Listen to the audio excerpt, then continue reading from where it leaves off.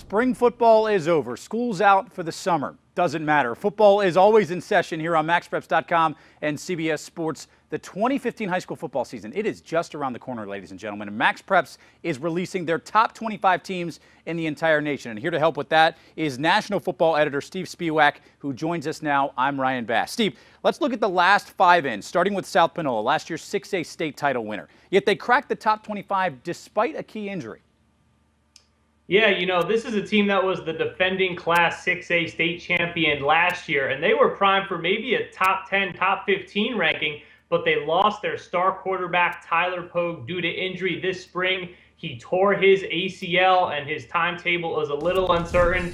But South Panola prides itself, guys, on its defense. They have star defensive end Dreeland Porter. He had 6 sacks a year ago, and he has multiple SEC offers. They also have Demetrius Market, who is just an absolute ball hawk in the secondary. In the title game last season against Oak Grove, he had 3 interceptions. So they have a couple guys vying for that starting quarterback job, but their defense is going to be suffocating, and they are definitely top 25 worthy. Another team that has a talented defense is one that's one spot ahead of them, Bishop Amat. Not the usual suspect from Southern California, but what makes them so strong this season, Steve?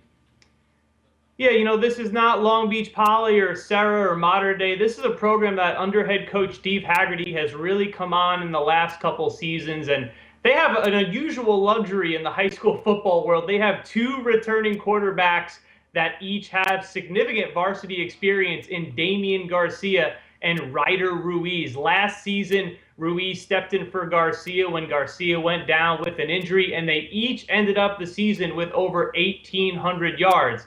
Now, the young man who's going to receive most of their offense this season is wide receiver Tyler Vaughns, the 24/7 Sports top 50 recruit. He had an astonishing junior season, making 83 catches for 1,578 yards, and I expect him to be even better this fall. There may not be a superior wide receiver in all of the country, and their defense is also very strong. Trevon Sidney leads the way. He's a sensational cornerback, but he's going to be hard to keep off the field on offense. He's had a huge spring playing wide receiver at different camps, and he's a guy that is going to be another weapon for the Amat offense, and I think that they have a very good shot of playing in a CIF bowl game this season.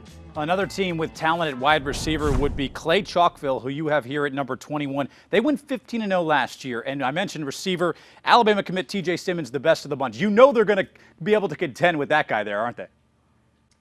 Yeah, their quarterback, Ty Pergome, has 2 really impressive options at wide receiver in TJ Simmons and Nico Collins. TJ Simmons is a rising senior who accounted for 20 touchdowns last season. He committed to Alabama, but he had multiple options from various SEC schools. The guy is super talented and a major game breaker. His counterpart on the other side is wide receiver Nico Collins. He will be only a junior this fall, but he's 6'5", and he could actually end up being the best wide receiver on the team this year. And of course, they have the defending Mr. Alabama, Mr. Football, Ty Pergome, who accounted for 61 touchdowns a year ago. A film off the charts for all 3 of those guys. All right, that's the first 5 in. We'll look at 20 through 16 tomorrow right here on MaxPreps.com and CBS Sports.